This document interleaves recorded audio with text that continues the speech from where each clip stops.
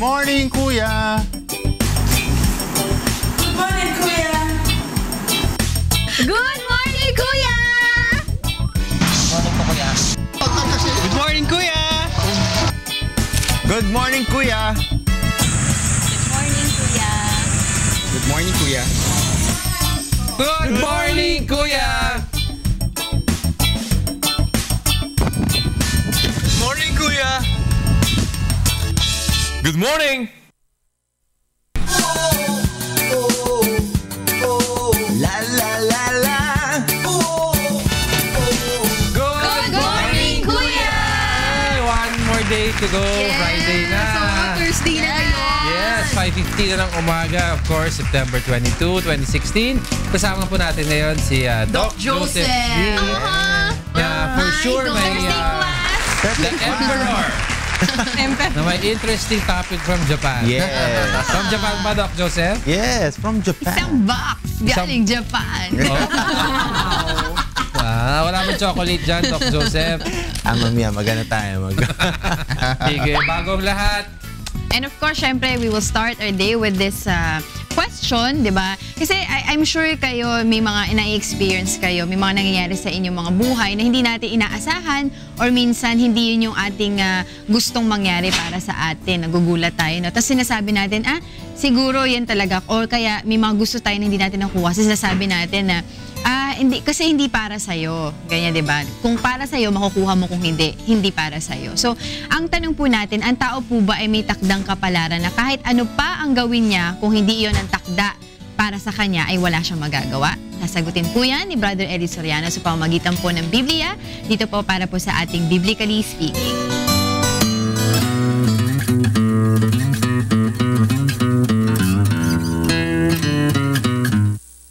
Po'y binigyan ng Diyos ng kalayaang mamili. Hindi naman ng Diyos ang nagtatakda ng kapalaran agad natin. Yung mga mangangaral po, ngayon, tinatakdaan ng Diyos ng kapalaran. Pero yung mga taong hindi naman mangangaral, ay meron po silang kalayaang mamili ng kanilang magiging kabuhayan. Hindi po totoo yung sabi na kahit ano pa gawin mo, basta nakatakda kang ganun, mahirap, di kayayaman. Di po. Alam nyo, magsipag ka lang giginhawa ka sa buhay. Sinasabi po yan sa kawikaan Pakinggan nyo po ang sabi sa isang talata. Siya'y nagiging dukha na gumagawa ng kamay na walang kasipagan. Ngunit yumayaman ang kamay ng masipag. Pagka pala ikaw tamad, kahit may yaman ka na, magiging dukha ka Pero pagka masipag ka naman, kahit na mahirap ka, maaari kang yumaman. So, nasa pagsisikap din po ng tao, kapatid. Ang tao ay po pwedeng magplano para sa kanyang sarili. Kalayaan nating bigay ng Diyos yun Pakinggan niyo po sa 16:9. Ang puso ng tao ay kumakatha ng kanyang lakad. Ngunit ang Panginoon ang nagtutuwid ng kanyang mga hakbang. Ang puso ng tao kumakatha ng kanyang lakad. So ang lakad po natin, pwede nating iplano. It is the heart of a man that deviseth his way, sabi ng Diyos. But the Lord directed his steps. Ang Diyos ang nagtutuwid ng ating hakbang. Kung tayo ay maka-Diyos at sumusunod, itutuwid niya tayo. Kung gusto nating mapabuti, pwede. Pero kung gusto nating gumawa ng masama, pwede rin May kalayaan nga po ang tao Kaya po yung takda na sinasabi nyo na para bang kahit ano gawin mo, doon ka na lang, hindi po totoo yun.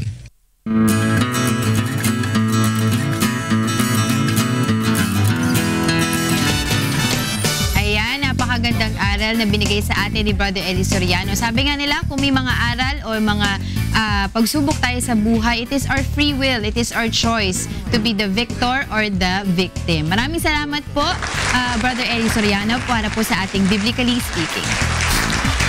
Maraming salamat. And of course, ngayon po ay Thursday, so 4th day po tayo ng ating Sayote series para sa ating Quick Meal.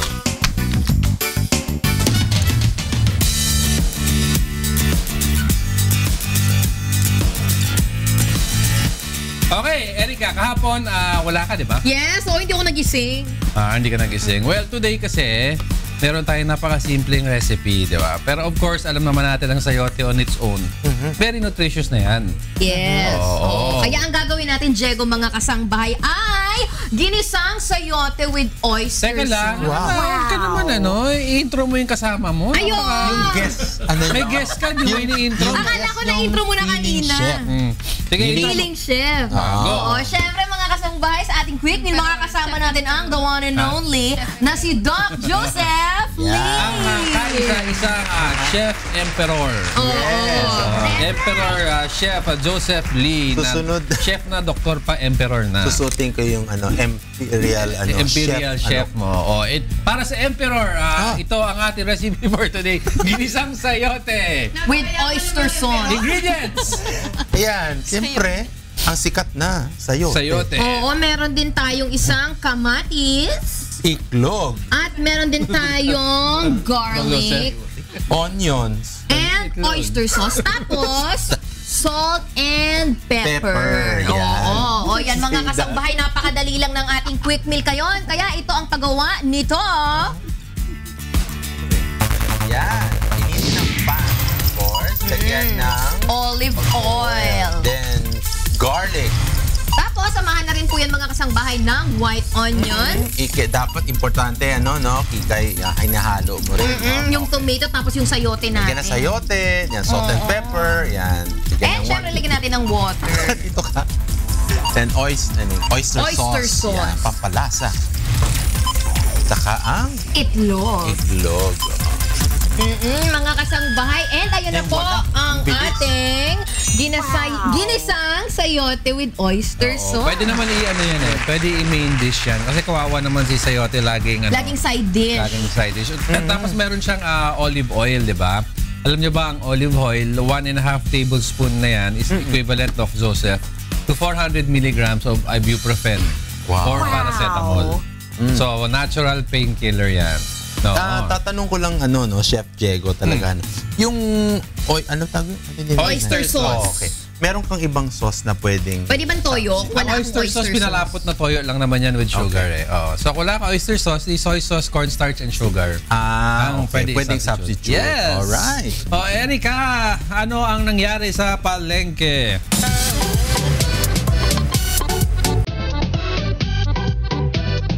Morning kuya, ito po ang aking paninda dito sa Marfi Market. Ito po ang hipon, 300 po ang kilo. Patambaka, 200 po ang kilo. Lapu-lapu, 300 po ang kilo. Ang torsilyo, 220 po ang kilo. Galunggong po, 180. Danggit, 220 po ang kilo. Ito po ang tuna, 220 po ang panga, ang laman 380.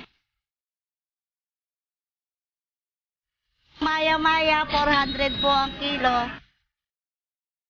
Talakitok po, 400. Puset po, 280 ang kilo.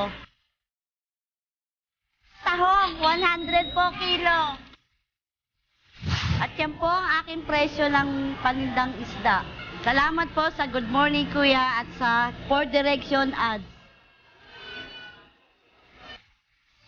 Okay, mga kasangbahay, ngayon alam nyo na ang presyo ng ating mga isda dyan sa palengke. At maraming salamat po muli sa ating mga vendors na nag-take over muna panandalian sa aking kagandahan. No? Yan pong Palengke Price Watch ay hatid sa inyo ng 4 Directions Ads. At sila po ay matatagpuan sa Unit G15A, Regalia Park Tower, P. Tuazon Street, Corner Ed, sa Cubao, Quezon City. At maaari nyo rin po silang makontak sa numerong 334-8047 at 0936-481-1710 at sa 4409420.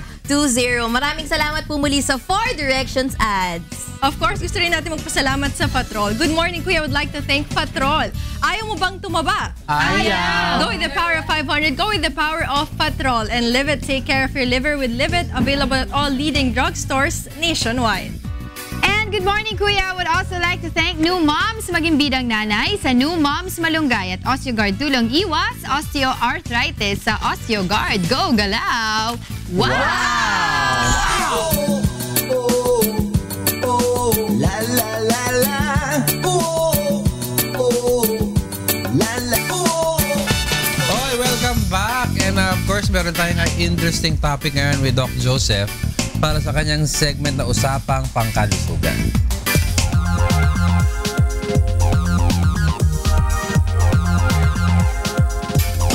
Yan, tama ka dyan, Diego, no? Kaya nawala ko yung last week because, guys, I have to attend the International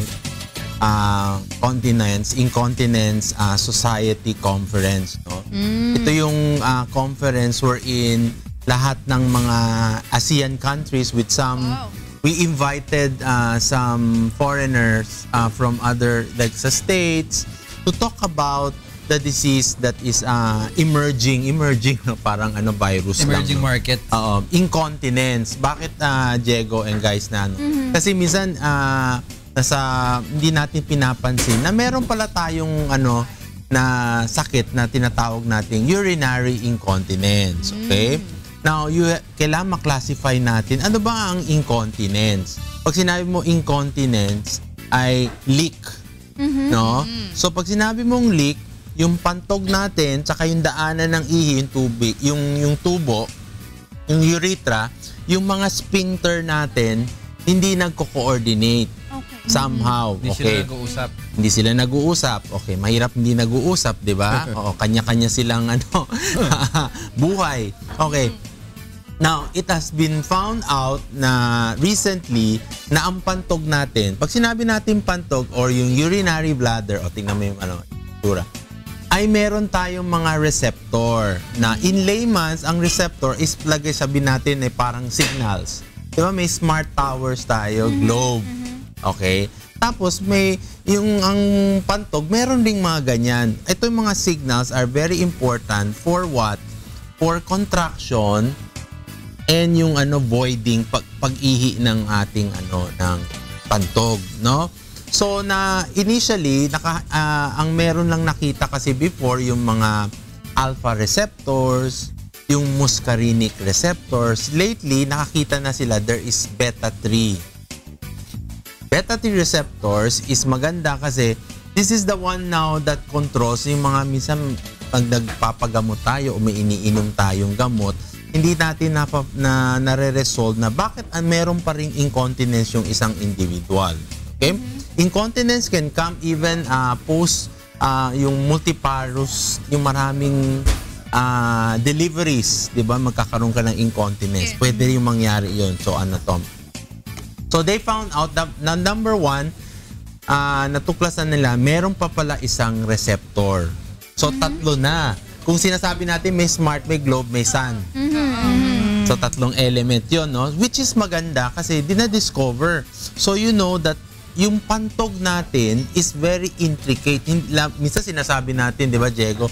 Urinary bladder lang. It's a vessel to contain urine. Yeah. But it's not. It is something that we need to deal with.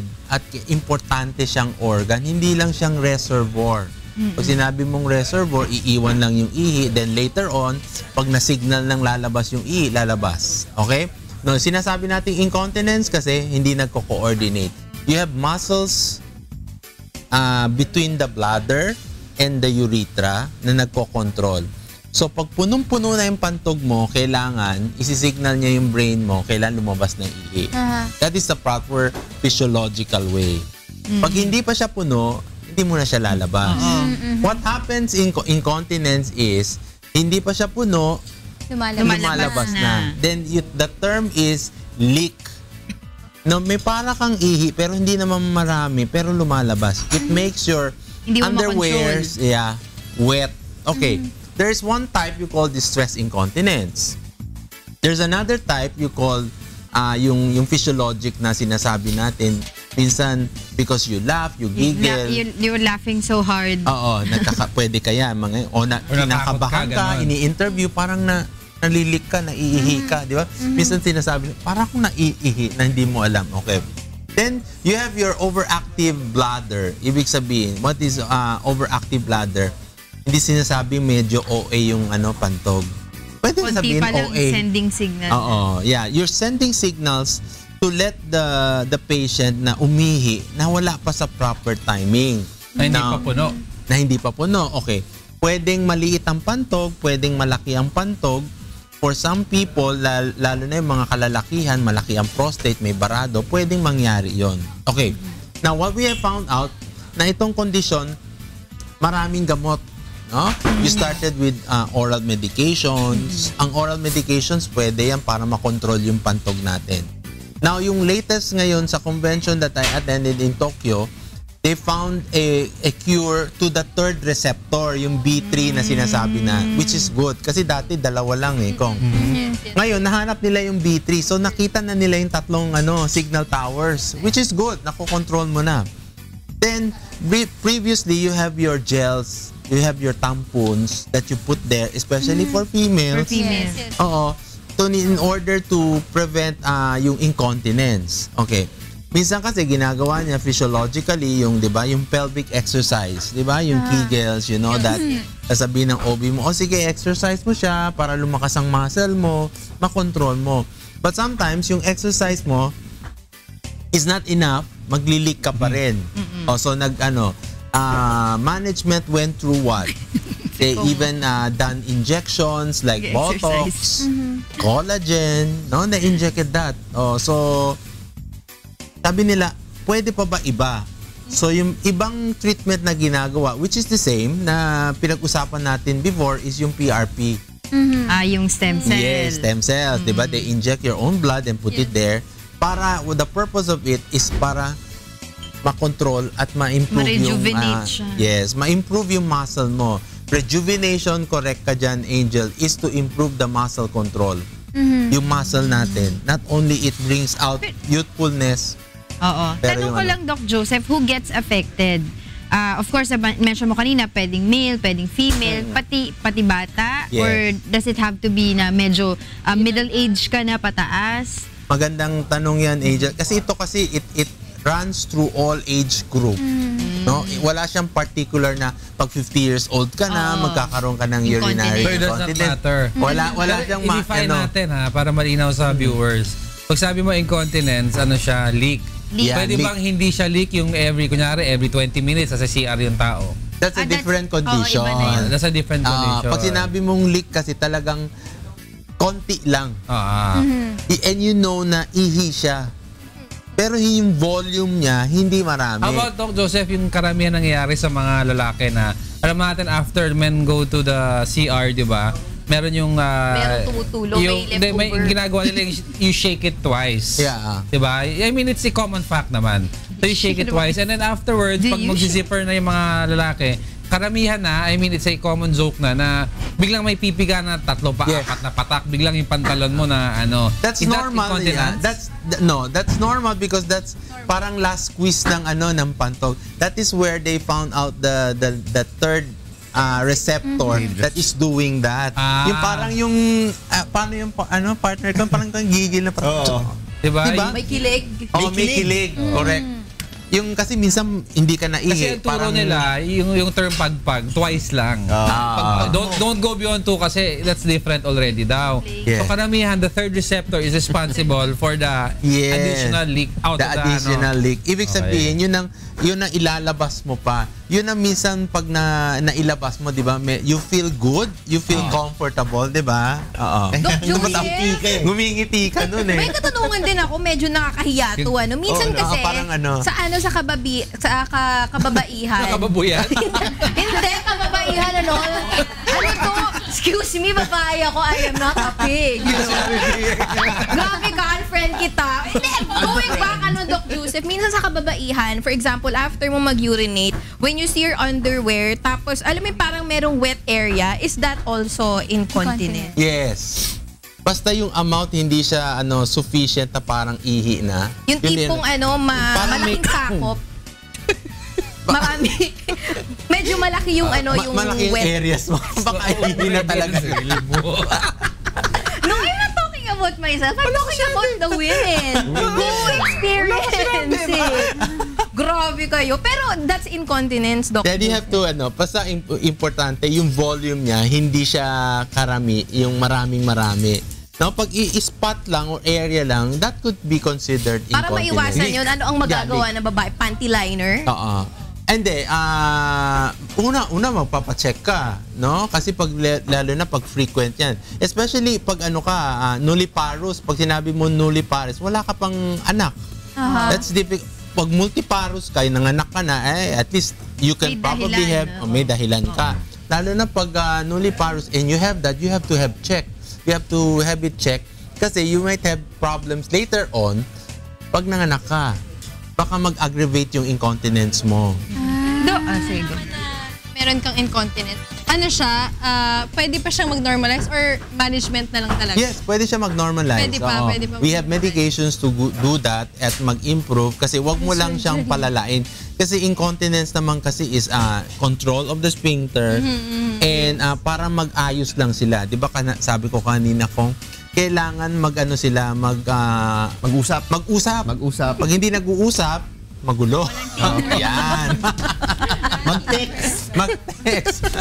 Diba? Yun na yung sabihin. Because the control of the brain gives a signal, minsan di sinusunod ng sphincter mo, What receptors if hindi receptor ang problem? If hardware problem na tawag nilang muscle, loose muscle? If your receptor is a problem, then we have to see kasi hindi na ang problema ngayon, Diego, yung contraction na. Yeah.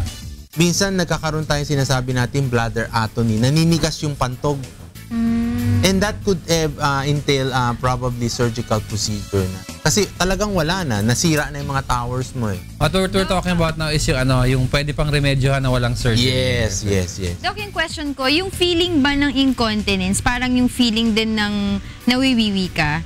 Tapos masakit ba yun? Oo. Hindi mo ramdam ang incontinence at all. kasi sometimes you do not notice it. It Nakita just mo, happens. basa na. It just goes. Yeah, it just goes. So, suddenly you feel, di ba sinasabi Sorry. parang, bakit parang umihi ako na hindi? So hindi siya parang yung balisaw-saw effect? No. Yan ang yun ang difficulty of that kasi kaya nga yung term, you have to attach the term na leak. Leak. Oo. Yan. Pero hindi yung tulo na sakit. Ay, hindi tulo. Kasi tulo yun, pero ibang klaseng tulo. Iba ang linilik nila. Yeah. Tama. Urinary leak. Ayan. Para urinary tulo yun. Alright. Okay. Maraming salamat, Doc Joseph. And mula sa atin Thursday Doctor, puntahan natin ang ating resident Lolo. Ay, nako. Daily Lolo. Daily Lolo. Daily attorney. Slash driver. Wala pang leak. Wala pang leak. Wala akong gas Kasi leak. naman namin bibila ng adult diaper. Dr. P. Kala ka mautusan na ako bumili ng diapers. Di ba pala? Tanong mo kay Direk. Hindi, sa mga nagmamaneho, syempre, last week, pinag-uusapan natin, syempre, yung mga traffic signs, no?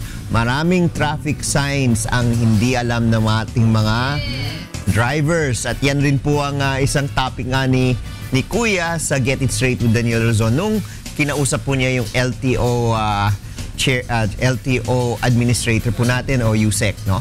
So, panoorin po natin ito para malaman po natin ng iba't ibang mga traffic signs.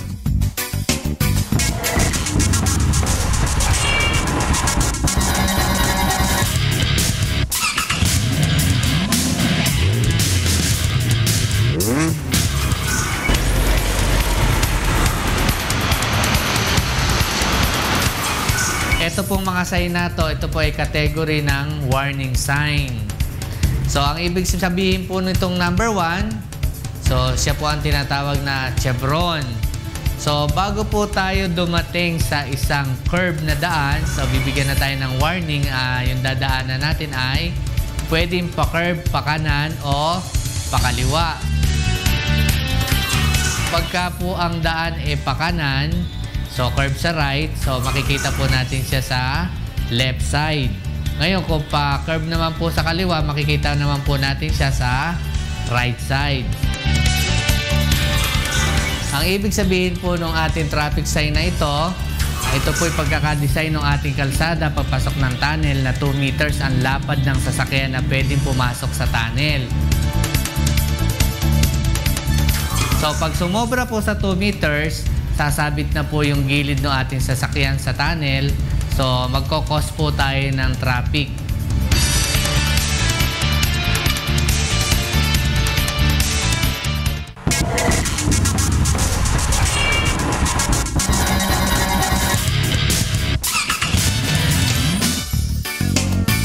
Yes, yan po ang ating mga traffic signs at puntahan po natin naman si Diego para sa word for today. Bow.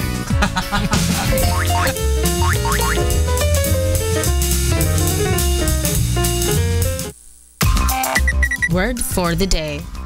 Vacuous. Adjective. Empty, vacant, devoid of substance, interest, intelligence, expression, or meaning. Example sentence. Since the election is over, let us hope for a break from all the vacuous speeches. In Tagalog, walang laman. Walang laman. Bitterness. Ano ba ang maganda dyan, Kong Erin? Well, nakuha na nga eh. Sa pag dumadating ang, when election season comes, there are a lot of speeches that are vacuous. Yan ang maganda sa lahat ng mga word for the day ni Kong Erin. Napapanahon lahat. Pero yung speech mo, no? Ha? Kasi yung speech mo may laman, ha? Nilalatag ko lahat. Yung mga ginawa. Okay, thank you, Kong Erin. And of course, in memory of Harris, meron tayong short VTR in his honor. In his honor.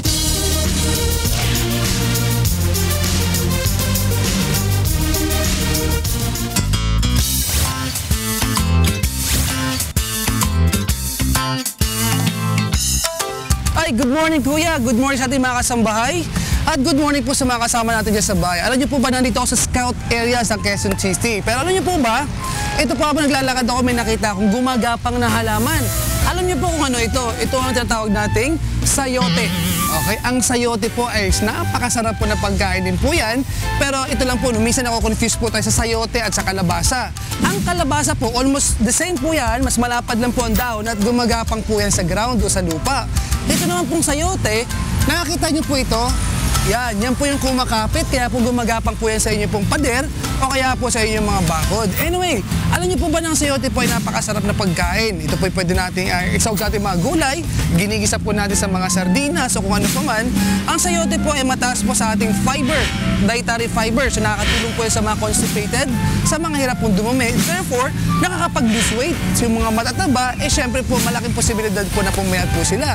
And also, ang ating pong sayote po ay may vitamin C. Alam naman po natin yan, that's good for our immune system, panglaban po sa iba't ibang infection.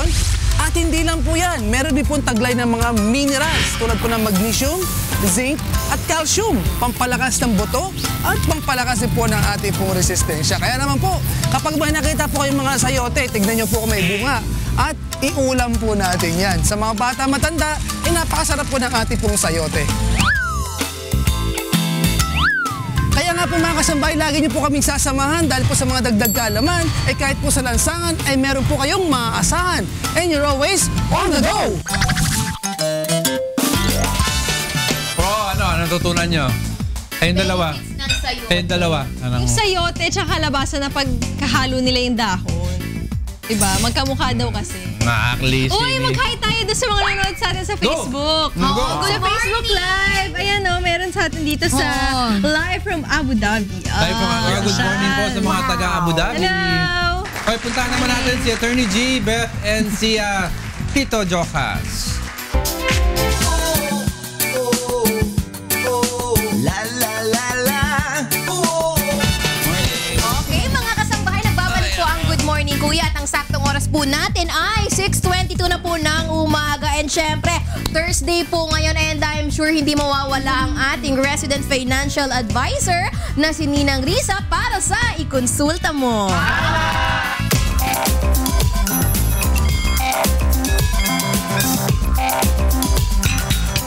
Sa Sa pamamalakad ng isang negosyo, dapat maingat at nakatutok.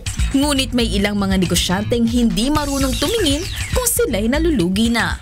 Ano-ano nga ba ang mga dahilan nito? Yan ang sama-sama nating pag-uusapan kasama si Ninang Riza dito sa Konsulta Mo.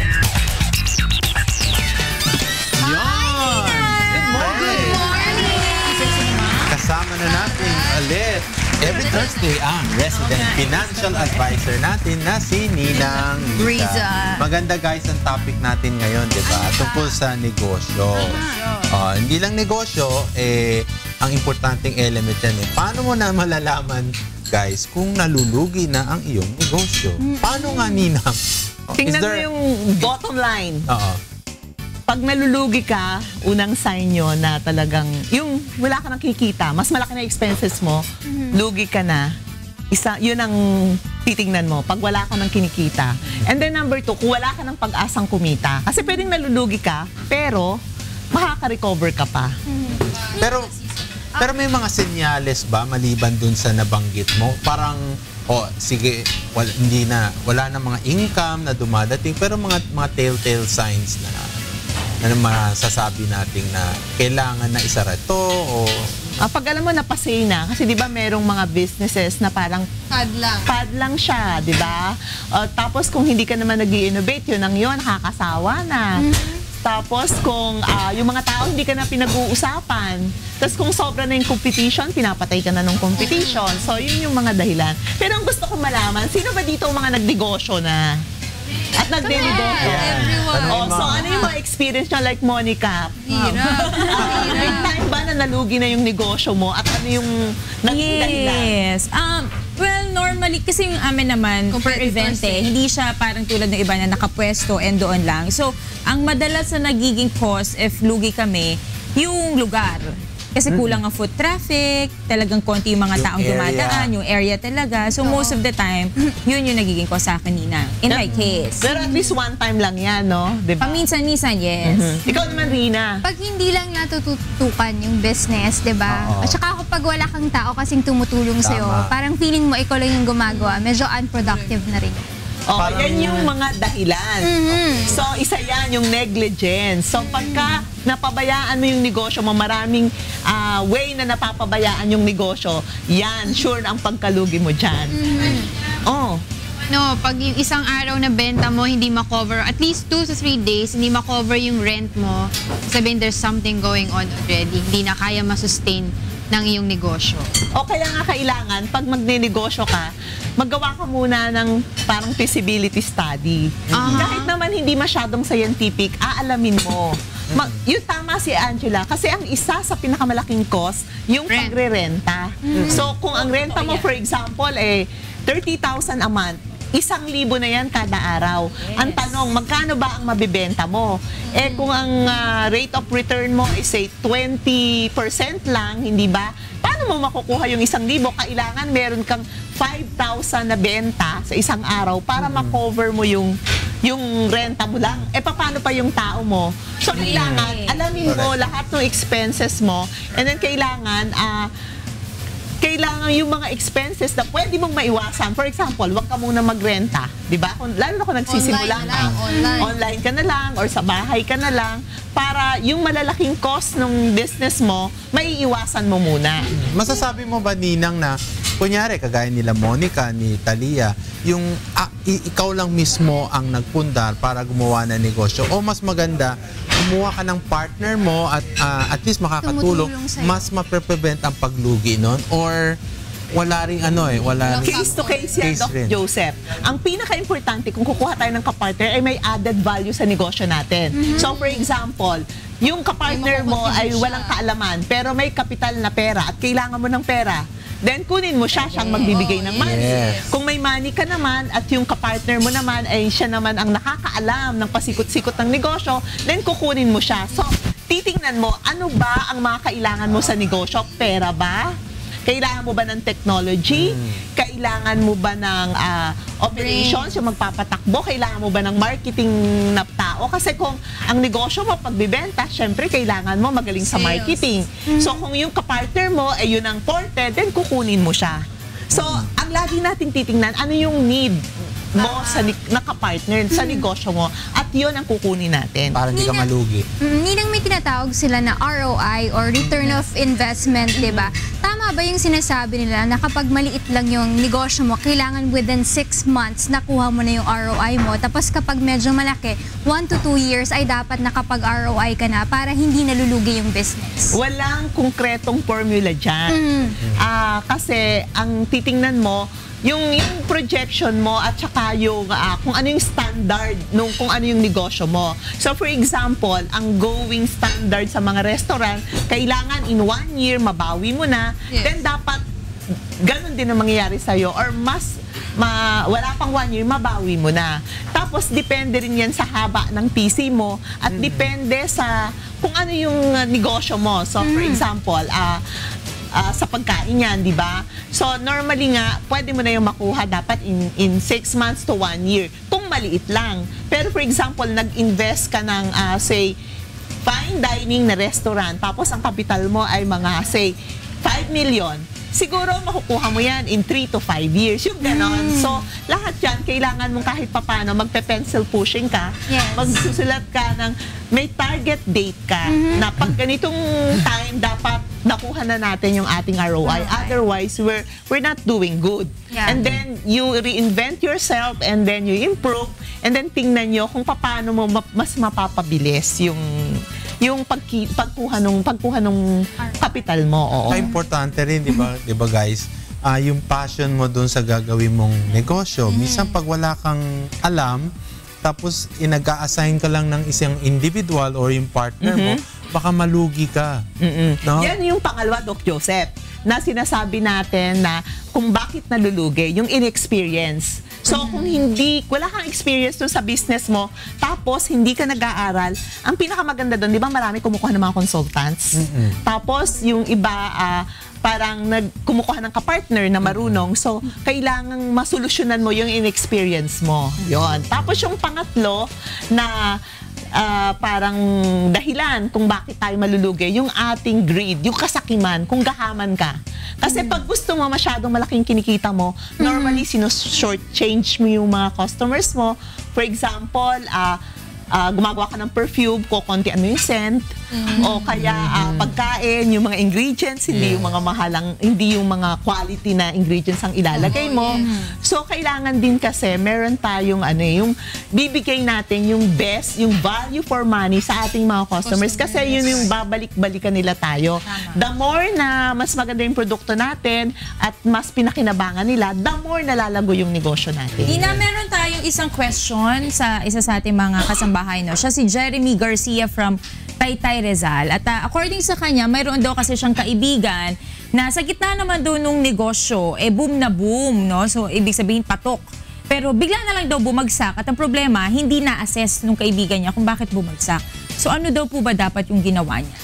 Ang dapat niyang gawin, kailangan magpa-audit siya. Tingnan niya ang dahilan kung bakit nalugi. Normally, ang una mong titingnan yung financial statements mo hindi naman kailangan masyadong sophisticated. Hindi ko alam kung anong klaseng negosyo yan. For example, kung pagtitinda ba yan or pagbibenta ng mga for example, pagkain. So, titingnan niya, baka may pilferage na nanakawan or may wastage. Or baka naman hindi tama yung pricing ng mga pagkain. So, kailangan mo malaman kung gusto mo pang magnegosyo ulit, kailangan ang una mong pag nalugi ka, ang pinakamagandang bawi mo ay yung matutunan mo kung saan ka nagkamali. Kasi yung learning, parang yung cost of education mo, doon mo na lang i-charge yung pagkalugi mo. Alam mo, Ninang, may mga kilala ko na parang medyo similar kasi dun sa nag-question. Boom naman yung negosyo nila. Kaso ang problema, minsan dahil yun nga, alam nila na boom yung negosyo nila, yung lifestyle nila, biglang nagbabago. Biglang gastos dito, gastos dyan. Alam mo yun, no, yung supposedly napapaikot na pera for the business, kinukuha nila para sa lifestyle. Mortal sin yan. Kasi diba, sinasabi ko na nga lagi, dapat yung negosyo mo ay ititreat mo na separate sa'yo. So, hindi mo papakialaman yung pera ng negosyo. Ang gagawin mo lang ay siswelduhan mo yung sarili mo na yun ay cost ng negosyo, pero never mo dapat pakialaman yung for the business. Yung gas, yung kinikita mo, whatever collection or whatever sales, whatever perang pumapasok, ihihiwalay mo yun sa negosyo, ibabalik mo sa negosyo. Yes. Kasi hindi siya nalugi kung ganun eh. Kung hindi binawi niya na yung kapital. So since binawi niya na yung kapital niya, hindi na-aandar yung negosyo mo. So, yun ay isa ring dahilan. Kaya, ibig sabihin nun, lalo na kung may kapartner ka, bawal na kukuha ka ng pera ng kumpanya. At least, kung sarili mo lang, kunyari, mag-isa ka lang, pera mo rin yun eh. Pero kung may kapartner ka, nako, no. Lalo na di niya alam, no? Parang, kasi pag nag-audit, internal audit. Okay. So, may tips ka pa, Ninas, for ating mga televiewers? Para at least, no, kung nalulugi man sila, at least masasalba kanilang negosyo. Yun, ang unang-una sa pagsisimula ng negosyo, dapat ay alam natin yung pinapasukan natin. Meron tayong sapat na puhunan. At ang puhunan ay hindi lang pera, kundi pati yung ating kaalaman. So dapat alam na alam natin yung negosyo. At yung negosyo, once na na-set natin, kailangan ay inaalagaan natin at pinalalago natin. At the same time ay dapat ay yung value system natin, ibibigay natin yung best natin dun sa mga customers natin, at pag maganda ang produkto natin, then aasenso ang negosyo natin. Ayan. Salamat again kay Ninang Liza, ang ating financial advisor kada Thursday. Thanks, Nina. Thank you. Siyempre mga kasabay mula sa usapang pinansyal. Ngayon naman puntahan natin si Talia upang alamin ano na nga ba ang latest na pinag-uusapan ng ating mga netizens sa...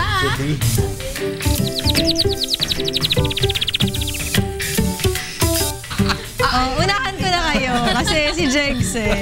Anyway, ito, usap-usapan kasi sa social media itong etiquette campaign ng isang sikat na mall dito sa atin. Ayan, panoorin niyo to.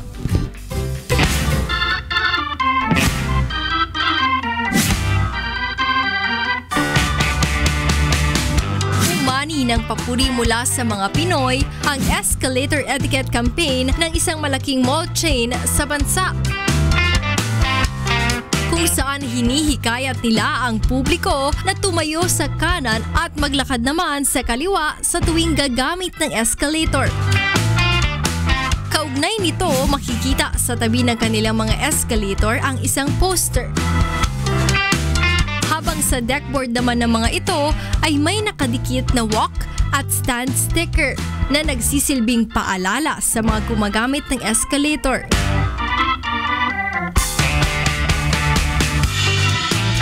Left-right rule sa paggamit ng escalator ay matagal lang sinusunod sa maraming bansa sa mundo.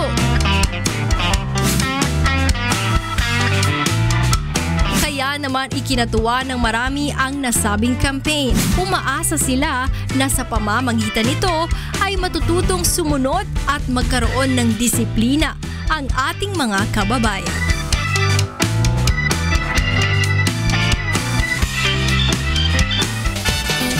Ayan, nung nagpunta kami sa Hong Kong ni Atty. Reg, sa train station, ganyan, sinusunod nila yan. Talagang pagka nandun ka sa left, talagang lakad ka. It's either lalakad ka or tatabi ka nga sa ibang bansa, sa Singapore, di ba? Sa Singapore tayo. Kaya nga, tayo na lang. Disiplinado sila. Hindi, kaya nga nagtaka ako kasi bakit yun lang? Yun nga. Lang yung bago at hindi pa ginagawa. Pero lahat halos ng bansa, ganyan. Mayroon silang courtesy sa escalator. Meron gusto pati. Speaking of ibang bansa, gusto ko lang batiin yung mga taga-Cambodia. Yung Bahe family, sila Lito, sila Nilda, si Ruth, at saka si Lynette. Nakasama ko kasi si Brad dito sa... Hello! Good morning po sa inyo. Good morning! Next, Erica! Okay, mga kasangbahay, pagpatuloy na natin, bumalik tayo dito sa ikonsulta mo dahil maganda yung pag-uusapan nila.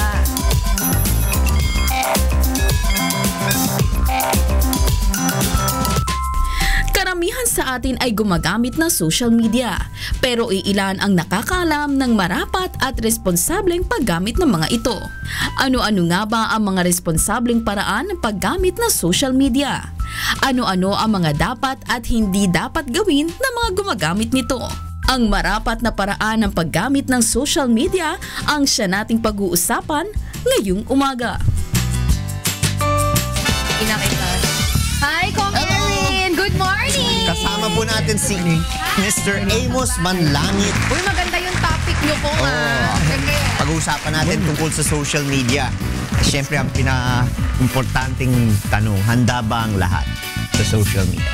Yun, mukhang yan ang ating magandang magiging ngayon, i-emphasize natin, Kasi ako ay yung social media, yung readiness ng isang tao to use social media, I think that is very important in order for us to see kung yung bang hindi tayo makapag-perpetuate ng mga unethical practices in the use of this in this kind of app or environment. No? But I think what schools should do right now is maybe add that to the curriculum. Yes. Because right now sa nakikita nga natin social media is one of the unregulated forms of attack. Yes, that's right. Or praise. Yes. Either way, left or right yan on anyone who's a subject of the medium. Kasi hindi pa din clear-cut yung mga regulations sa kaya mga policies. Kumbaga hindi pa siya standard sa kayong awareness towards what is the right way or not the right way of using the social media. It's very new. It's an emerging concept. Matagal naman ang internet sa atin, pero yung making it a way of life. If we want to integrate it into our system, into our culture, I think we should define the ethics. What are the do's and don'ts of the use of this of being in the social media environment. But being the devil's advocate, even if we do the do's and don'ts, do you think that there should be a board or some regulatory system where you can go after unethical use of social media? Yes, that will be best, no? Ideally. However, pinaka-importante niyan kasi is yung iba't ibang sektor. Kumbaga, it's a collective effort in the community or in society na lahat tayo aware sa kung ano yung ethics o ano yung mga dapat at hindi dapat. No, like me as an educator, I do believe that there are criteria na isi-set tayo para malaman natin if ang tao ba ay ready na o kung kaya niya ba or hindi pa yung paggamit o pag-explore nitong opportunity na ito. Actually, I can share with you 3 na dapat natin consider. Kung una siguro is yung tinatawag na developmental appropriateness, which means na the use of social media as an age requirement. Kaya nilagay ang age requirement na yan hindi dahil lang sa for no reason, but kailangan din yung taong gumagamit nito ay merong critical thinking skills para mag-verify ng identity at para yung bang capacity niya na mag-share ng information na tama at hindi tama.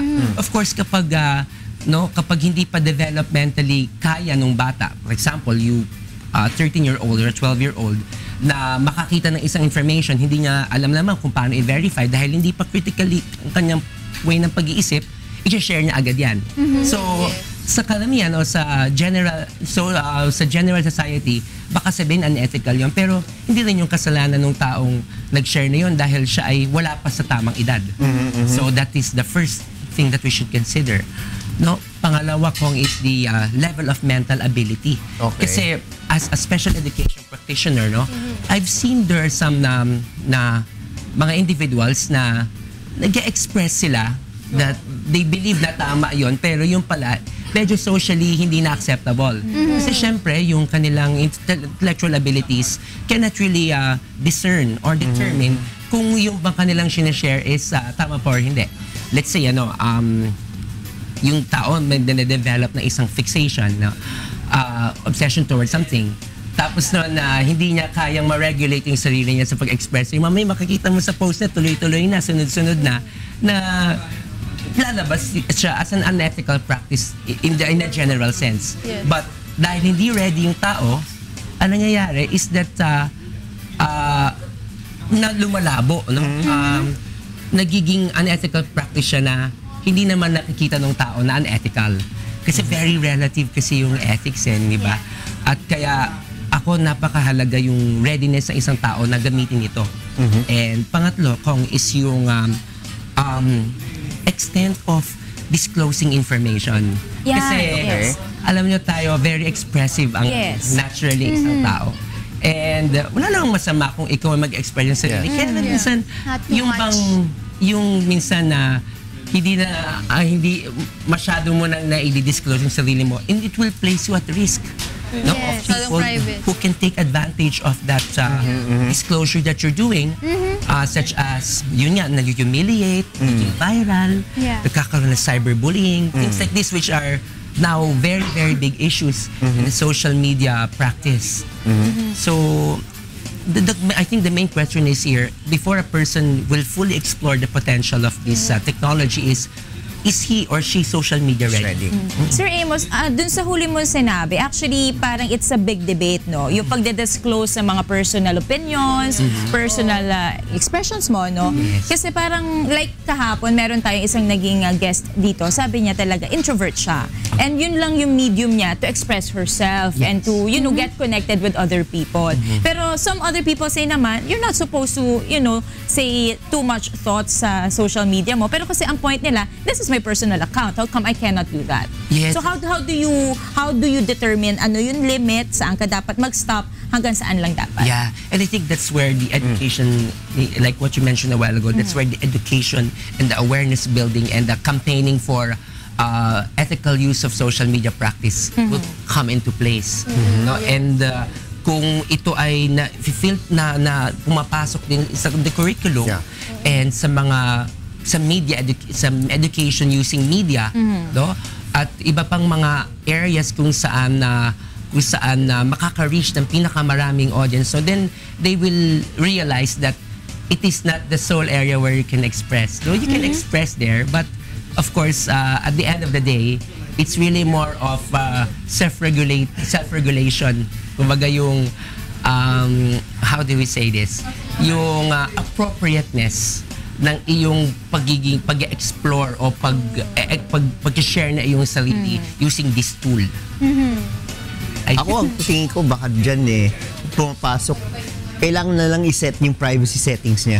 Posible. At saka kung siguro yung customize naman kasi minsan. Yung iba lang talaga pina-private na lang lahat. Parang they wanted attention kasi, that's why. Tsaka siguro parang sa case ko naman, yung kasing account ko, kapag kasama kita doon, talagang closest friends ko lang yan. Yung iba kasi add lang ng add, basta may mag-add sa kanya, accept lang na accept, kahit hindi naman kilala. Diba? So parang hindi mo na rin nagiging personal. Yan ang problema ng mga politiko.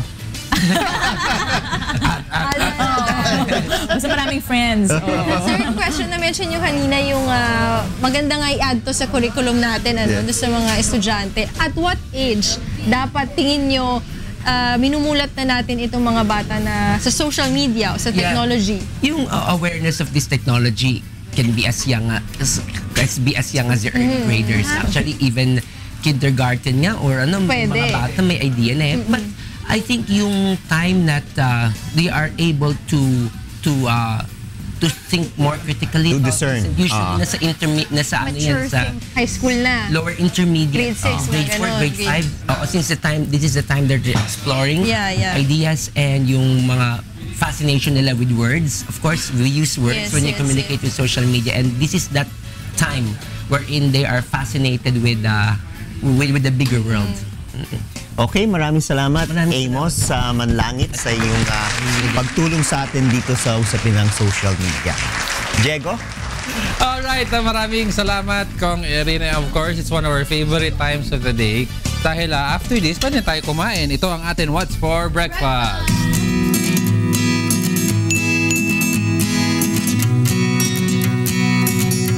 Welcome back to the show. Ang matagal lang hindi nagbalik, si Chef Richard. Parang ang tagal mo na wala, na-miss kita. And si Chef Philip Aray Chongso. Isa sa ating mga favorite yan, si Chef Philip. Okay, sino ba muna? Unahin natin si Chef Richard. Chef Richard, ano ang meron for breakfast? Bali, gumawa po ako ng creamy seafood carbonara. Seafood carbonara. Ano ba yung mga ingredients mo dito, Chef Richard? Bali, meron po tayong Shrimp, linguine pasta po, shrimp, mussels, milk, butter, flour, carrots, celery, bell pepper, salt, white pepper, anchovies, cheese, and onion. Okay, chef, paano ba ang paggawa nitong ating creamy seafood carbonara? Bali, first, we need to make our raw butter and then flour. Yan po yung pinaka-raw base niya po. Then after that, put milk. Ito po yung tinatawag nila, Bechamel. chef, na bechamel. Yep. Oo, yan pala yun. And then, what are we gonna do next? After po that is yan yung onion po. Para yan, celery. Anchovies po. So, bali yung recipe po niyan, bali sa akin po. Bali, Original mo ito. Okay. Tapos, what are we gonna do next, chef? Ayan po yung cheese. Bali, naglagay po ako ng konting cheese. Tapos salt and white pepper po. Para mas malasa, ano? And then, ano tong nilalagay mo, chef? Shrimp tsaka mushroom. Okay. Tapos? Then mixture lang po siya. And bell pepper po na red para medyo may kick, ano? Ayan po. Oh, and there we have it, ang creamy seafood carbonara ni Chef Richard Sanchez. Meron ka pa bang ibang ginawa, Chef Richard? Meron po. Bali, we have leg oregano with mixed salad. Bali, binake po siya ng 250. Okay. Okay, maraming salamat, Chef. Saan ka namin makukontak kung nais namin na... Mag-promote na tayo, tsaka bumati na rin si Chef. Go, Chef. Bali, you can contact me at Facebook, jcgoms007@dao.com. My contact number is 0949-570-6599.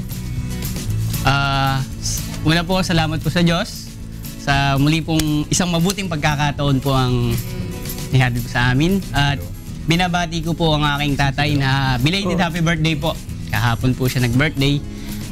Sanchez family, ang De La Cuesta family, si Brad Edwin, si Sol, si Sis Army, and Sis Roma. At sa aking bunsong kapatid na lalaki, si Ronnie Sanchez, salamat sa suporta. And my loving wife, Jennifer Banzo Sanchez. Wala pa, I love you. I love you. Thank you, Chef Richard. Alright, maraming Chef Richard. Punta natin ang napakatahimik na Chef Philip. The one and only. Oo nga, napakatahimik ko. Good morning, Kuya. Good morning, guys. Ang ganda ng pamangkay na pika. Oo nga eh. Oo. Actually, yung dinala ko ngayong araw na to is, siyempre alam nyo naman, ako ay galalero, biyahero. Kung saan-saan ka napupunta. Lahat ng picture ay may pagkain. At stirero. Kasi mahilig mag-steer.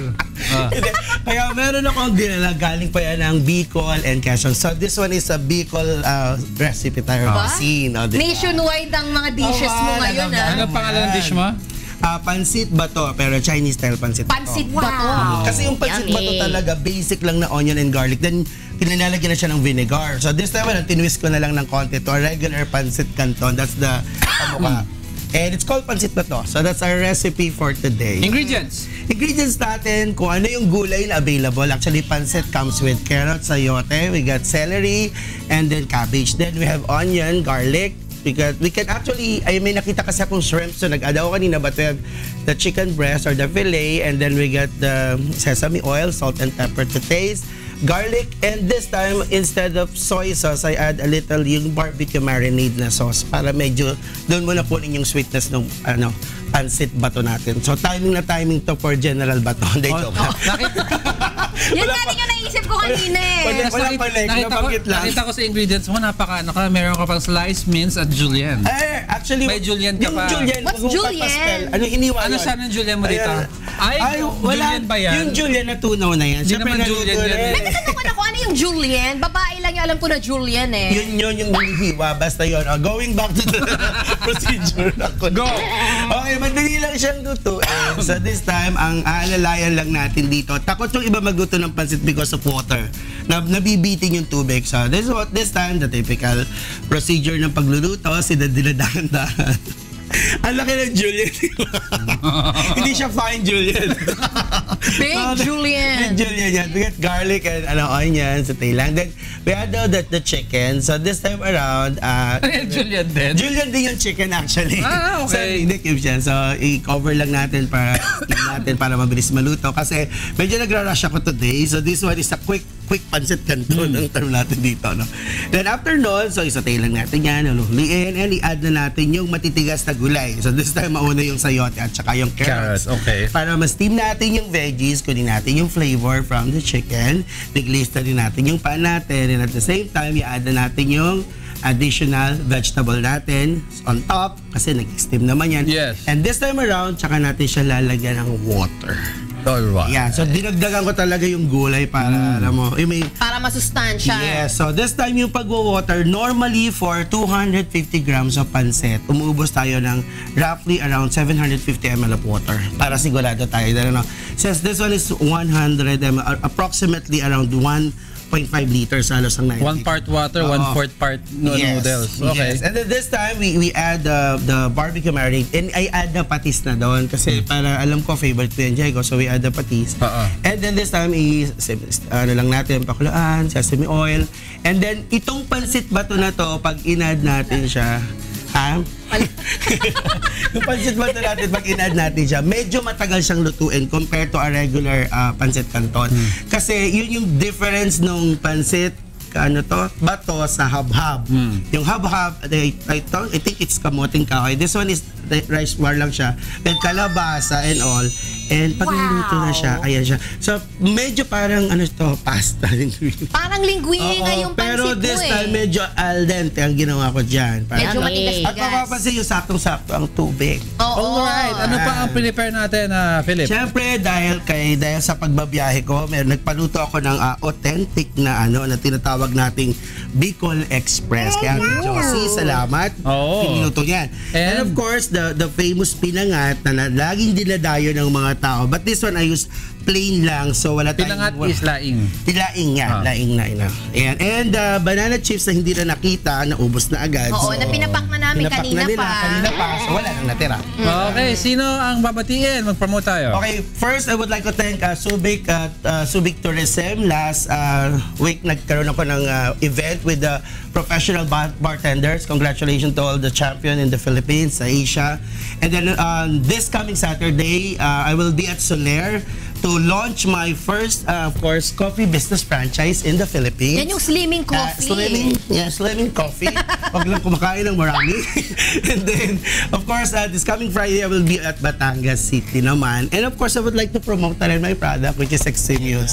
You should try you should trust the expert, and you should trust Empower Trade Liquid Corporation, and beware of other companies who are selling it. Okay? And you can visit my website. It's www.tripleh.com.ph. You can also like my page. It's Medical and Paramedical Group by Eximius, and my official Facebook. You can follow me at Philip Youngson. Yeah! Hi to my family. Hi to all the people doon sa Bicol na tumulong sa akin. Hi to MNTC. This coming may event kami sa kanila. Kasama ko doon. Okay, maraming salamat, Chef Philip Youngson. And I think nasabi niya na ang lahat. Ay, nako. Okay, maraming salamat sa atin, Chef Philip and Chef Richard, para sa ating mga breakfast ngayon umaga. And mula dyan, ang gagawin natin ay pasalamatan of course Trampoline Park, Functional Fitness, Mari Diboro at sa lahat ng sponsor. Pero bago ang lahat, puntahan muna natin si Attorney G, si Beth at si Tito Jocas. Sino yan?